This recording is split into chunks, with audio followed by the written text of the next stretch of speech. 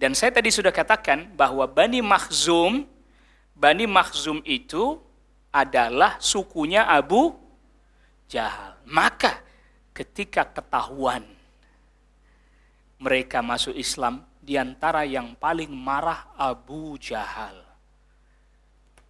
Kenapa begitu? Abu Jahal merasa kecolongan.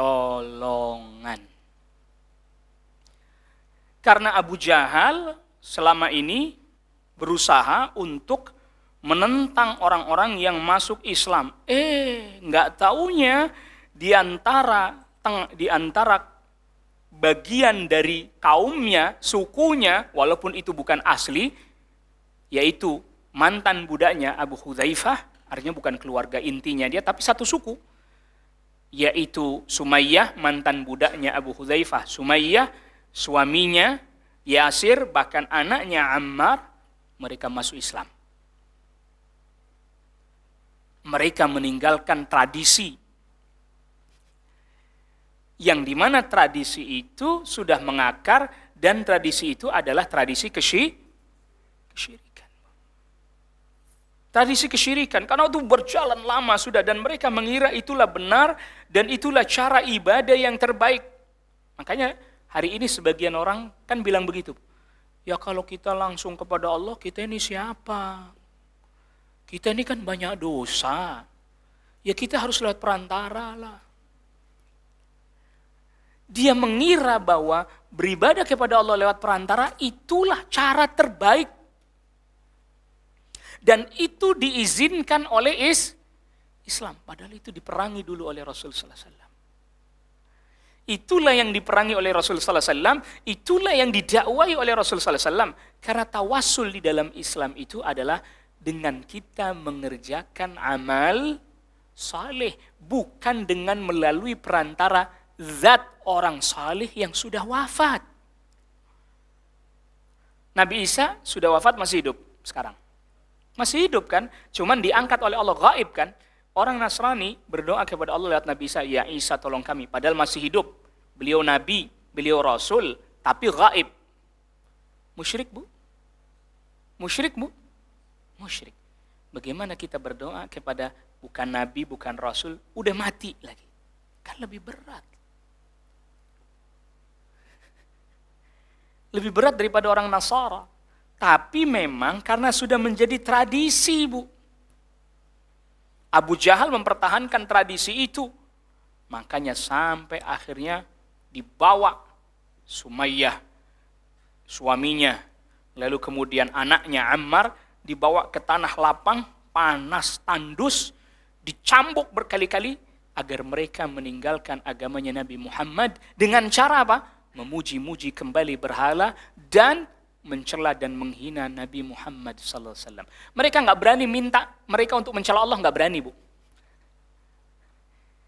Lihat, perhatikan ya. Abu Jahal nggak berani minta mereka mencela Allah, nggak berani.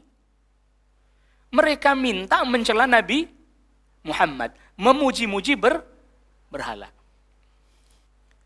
Iya, jadi misalnya coba katakan, wahai Lata yang agung, wahai Lata yang mulia. Lalu mereka disuruh mencela Nabi Muhammad.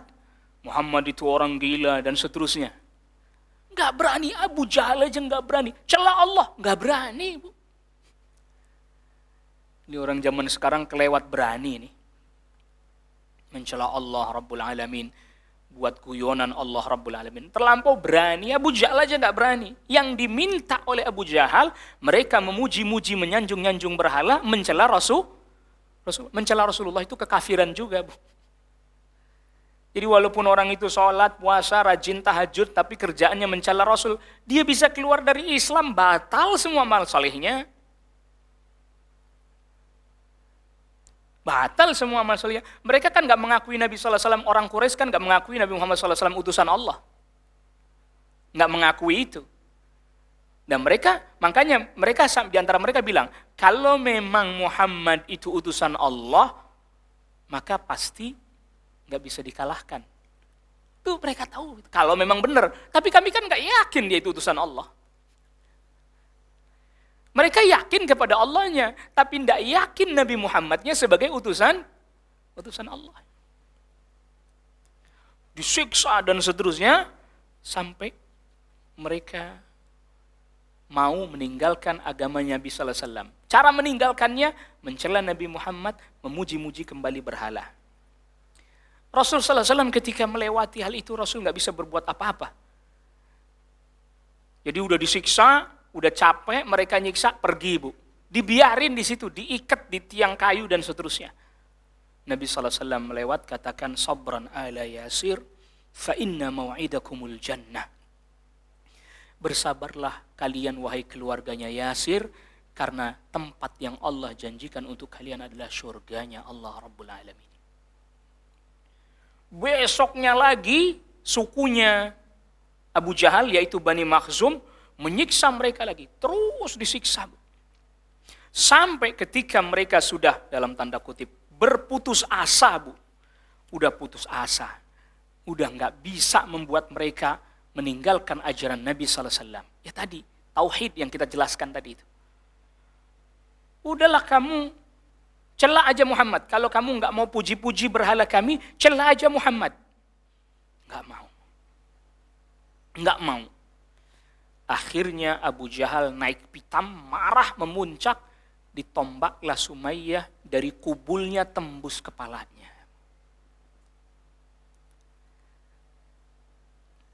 Lihat.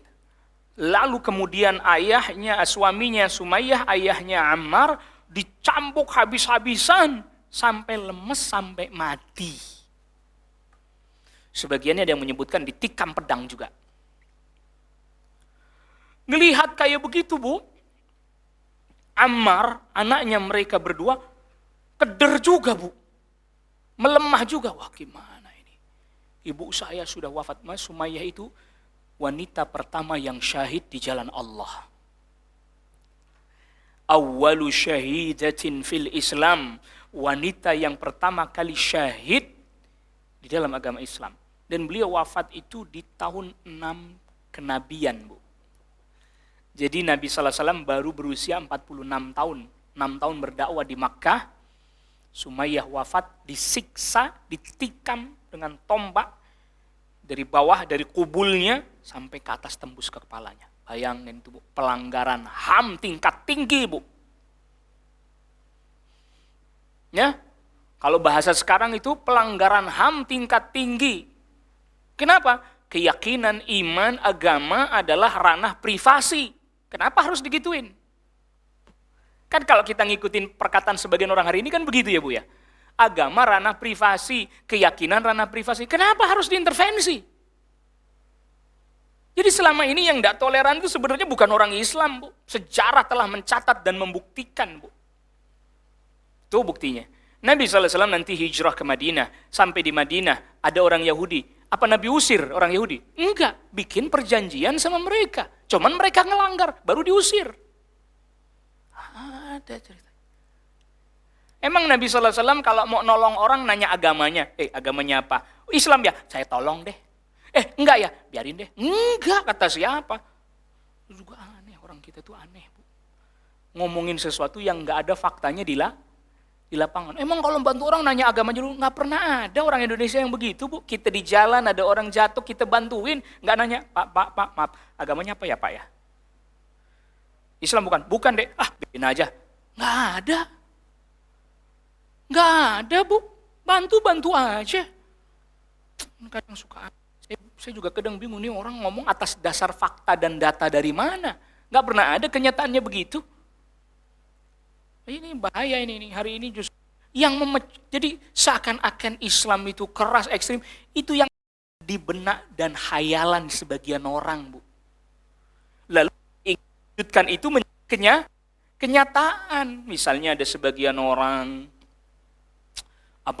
dikondisikan seolah-olah seperti itu dan seterusnya. Tapi memang ada sebagian kaum muslimin juga yang menyimpang, memang keyakinannya ada. Ya kita kembali. Akhirnya, Bu, sahabat Ammar, anaknya Sumayyah sudah wafat. Ibunya Sumayyah sudah wafat. Yasir, ayahnya sudah wafat, tinggal dia. Dicambuk. Udahlah, kamu nggak usah puji-puji berhala, cukup kamu cela aja Nabi Muhammad. Akhirnya dia pun nggak kuat mencela Nabi sallallahu alaihi wasallam. Akhir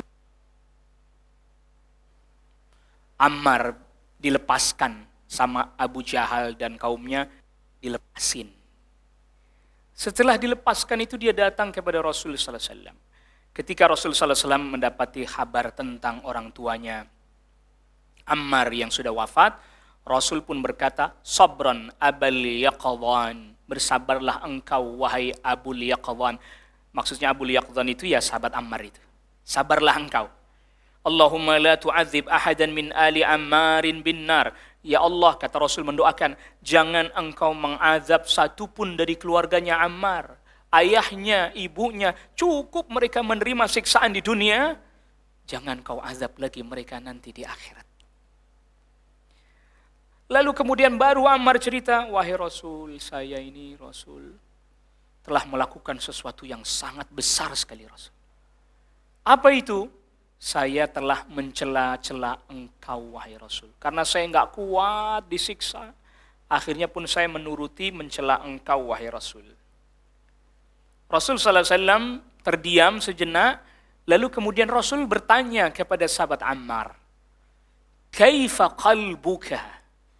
Ketika engkau mengatakan perkataan mencela aku, mencela Nabi kan kekufuran ya Bu ya. Bagaimana keadaan hatimu? Bagaimana keadaan hatimu wahai Ammar? Kata sahabat Ammar, hatiku tetap dengan keimanan, tentram dengan keimanan. Hatiku merasa tidak terima aku mengatakan hal itu Rasul. Tapi karena aku enggak kuat menerima siksaan, akhirnya terpaksa aku mengatakan hal itu. Allah Subhanahu wa taala turunkan firman-Nya di ayat 106 di dalam surat An-Nahl. Ya Bu, surat An-Nahl ayatnya 106. Allah Subhanahu wa taala berfirman, "Man kafara billah min ba'di imanihi." Orang yang kufur kepada Allah setelah keimanannya dan dia kufurnya karena kelapangan hati, bukan karena dipaksa, dia mendapatkan kemurkaan Allah. Illa man ukriha wa qalbuhu mutmainnum bil iman. Kecuali dia dipaksa untuk mengatakan kekufuran, sedangkan hatinya tetap dalam ketentraman iman. Walakin man syaraha bil kufri sadra. Tetapi orang yang kufur dengan lapang hati, dialah fa'alaihim ghadabun minallah. Dialah yang mendapatkan kemurkaan dari Allah. Walahum azabun azim, dan baginya siksa yang sangat besar. Ayat ini turun terkait dengan sahabat Ammar bin Yasir. Hatimu bagaimana wahai Ammar? Kata Rasul sallallahu alaihi wasallam, hati saya tetap tenang Rasul. Hati saya tetap tentram dengan keimanan. Hati saya enggak redha dengan perkataan-perkataan yang saya ucapkan. Tapi saya enggak kuat disiksa. Makanya saya mengucapkan itu. Turun ayat ini. Kecuali yang dipaksa. Sedangkan hati tetap dalam keimanan. Itu tidak termasuk yang mendapatkan murka dari Allah, tidak termasuk yang mendapatkan azab yang besar dari Allah Rabbul Alamin. Akhirnya kemudian sahabat Ammar pun tentram, merasa tenang dengan hal itu Bu. Lalu kemudian, apa yang terjadi dengan orang yang menyiksa Sumayyah, Abu Jahal yang membunuh Sumayyah? Akhirnya Abu Jahal berkalang tanah, mati di perang Badar. Mati di perang Badar Bu. Ada dua pemuda Ansar, namanya yang satu adalah Mu'adz, yang satu Mu'awwidz. Kedua-duanya anaknya Afra. Mu'adz ibn al-Harith ibn Afra, yang satu Mu'awwidz. Ketika di medan Badar, dua pemuda ini mendatangi sahabat Abdurrahman bin Auf. Wahai paman, kata dua pemuda ini, coba tunjukkan kepada kami siapa atau mana yang namanya Abu Jahal. Kata Abdurrahman bin Auf, kenapa kalian berdua nanya-nanya Abu Jahal? Karena kami mendengar dia orang yang sering kali menyakiti Rasul sallallahu alaihi wasallam dan kaum muslimin. Kami ingin membunuhnya. Ditunjuk sama Abdurrahman bin Auf. Tuh dia orangnya. Akhirnya dua pemuda itu segera menyergap Abu Jahal, menikam dengan pedangnya. Sampai roboh terjatuh. Roboh terjatuh, belum wafat. Jadi, di antara para ulama sirah menyebutkan, postur tubuhnya Abu Jahal itu tinggi besar, Bu. Jadi nggak gampang mati lah istilahnya, orang yang kuat.